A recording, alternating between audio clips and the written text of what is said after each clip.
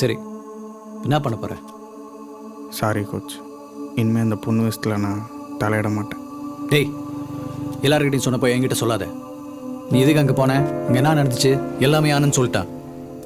பார்த்தல உங்க அம்மா மூஞ்சிய, எவ்வளோ சொன்னாலும் மாற்றிக்க மாட்டேன்ல நீ. நேற்று மட்டும் இந்த பையனுக்கு ஏதாவது நடந்துச்சுன்னா இன்னொரு நீ ஜெயிலில் உங்கள் அம்மா போய் சேர்ந்துருக்கோம். அப்படிலாம் நடந்திருக்காது கோச். ஷபீர் மட்டும் குறுக்க வராமல் இருந்திருந்தா இந்நேரம் அந்த தானே செத்துருப்பான். கற்பனை யாருக்கும் தெரியாமல் கொன்ன மாதிரி நானும் அவனை கொண்டிருப்பேன். நான் தான் கொன்னேன்னு யாருக்கும் தெரிஞ்சுக்காது. உனக்கு தெரிஞ்சிருக்கும்ல, உள்ளுக்குள்ள உறுத்தாது. உயிரை எடுத்ததுக்கப்புறம் உன்னால் பழகிய மாட முடியுமாடா?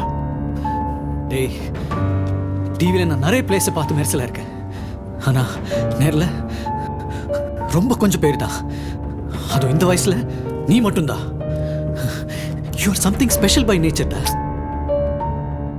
என்னால் முல்ல கோச், அவனை கொல்லணுன்ற வெறி என்னால் அடக முல்ல கோச். டேய், அந்த பொண்ணோட அப்பன் காலில் விழுந்து கெஞ்சி கேட்டு உன் அம்மா உனக்கு அந்த வாழ்க்கையை திருப்பி கொடுத்துருக்காடா. ஒரு பொம்பளை தனியாக மாட்டிக்கிட்டு புள்ளை எந்த அளவுக்கு கொண்டு வருது எவ்வளோ கஷ்டம் தெரியுமாடா. நல்ல வேலை, அந்த தனசேகரத்தில் எதுவும் தெரியாம போச்சு, நீ தப்பிச்ச. சரி, ஃபைனலாக கேட்குறேன், உன் அப்பா ஆசைப்பட்ட மாதிரி ஆக போறியா, இல்லை தனாவை கொண்டு எந்த தப்பும் பண்ணாத உங்கள் அம்மாவை தண்டிக்க போறியா?